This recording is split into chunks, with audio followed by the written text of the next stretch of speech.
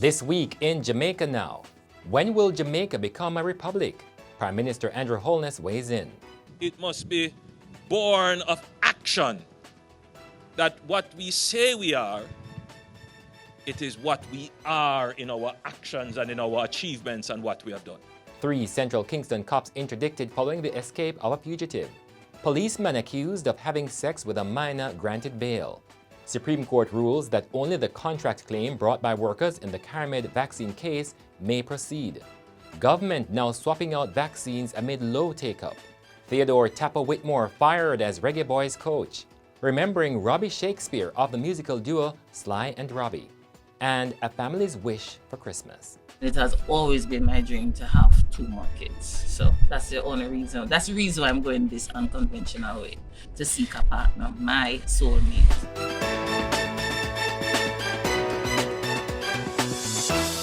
I'm Damian Mitchell, and this is Jamaica Now. Prime Minister Andrew Holness has now weighed in on calls for Jamaica to take concrete steps to become a republic.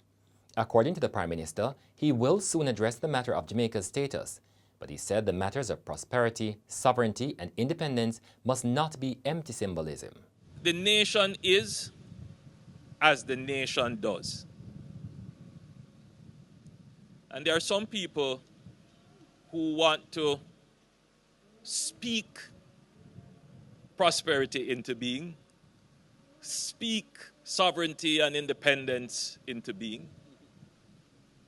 My philosophy is that we must do these things into being. We must make them happen. There must not be empty symbolism.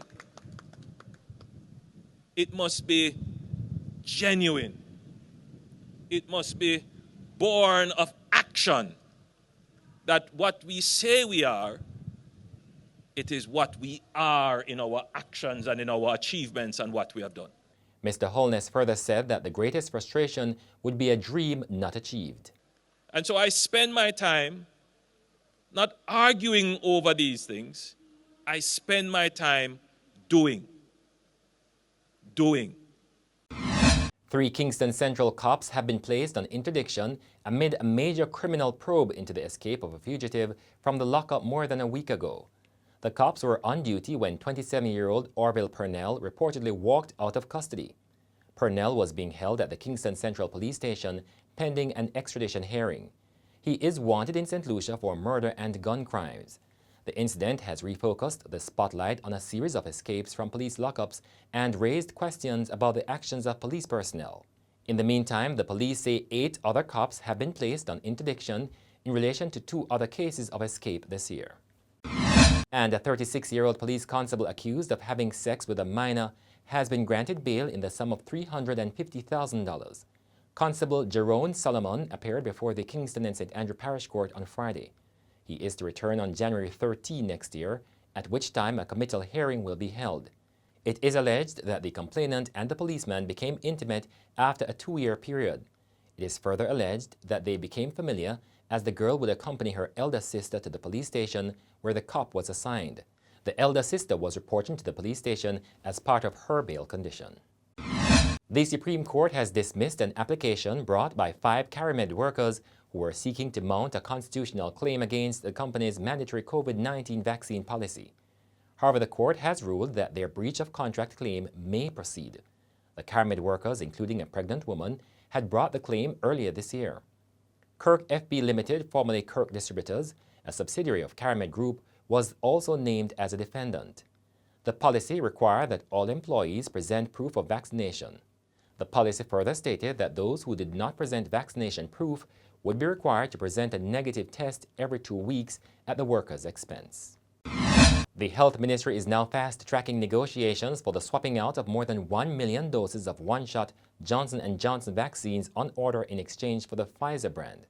The move comes amid a low take-up for the COVID-19 jab.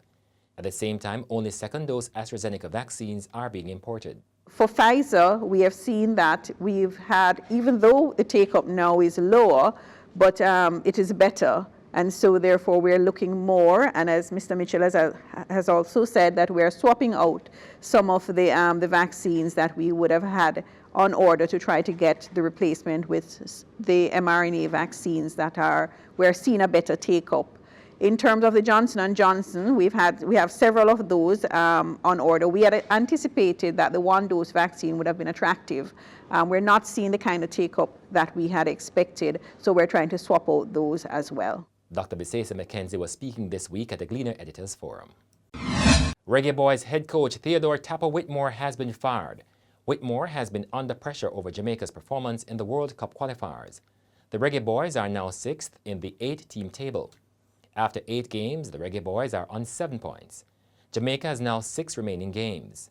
Assistant coach Paul Hall is now the interim coach. Meanwhile, Whitmore says he remains committed to Jamaica. Certainly, it was an honor and pleasure to serve football in my country. I wish the JFF and the team all the best for the remainder of the campaign, and I'll be cheering the Reggae Boyz from the sidelines. Tributes have continued for Robbie Shakespeare of the powerhouse rhythm duo Sly and Robbie. Shakespeare died this week after ailing for some time. He had undergone kidney-related surgery. Robbie Shakespeare was living overseas and was in hospital in Florida. In July last year, he placed 17th on the 50 greatest bassists of all times list compiled by the prestigious Rolling Stone magazine. And that's it for this edition of Jamaica Now, your weekly review of the big news stories. Send us your comments at onlinefeedback@gleanerjm.com. Follow us on Twitter and Instagram at Jamaica Gleaner and on Facebook at Gleaner Jamaica. Like this video on our YouTube page. Subscribe today and turn on your notifications. I'm Damian Mitchell, and before we go, a husband for mom, a family's wish for Christmas. One, I have fibroids, large fibroids, and if I do the surgery, a myomectomy surgery, it may end up being a hysterectomy. And it has always been my dream to have 2 more kids. So that's the only reason. That's the reason why I'm going this unconventional way, to seek a partner, my soulmate. I want a daddy that is kind, generous, and love the only God. And I want a daddy that can care for his family. What about you, Azania? And also, I want a loving, caring daddy that respects God and that loves God and read the Bible all day long. Maybe there's that man out there watching. We never can tell.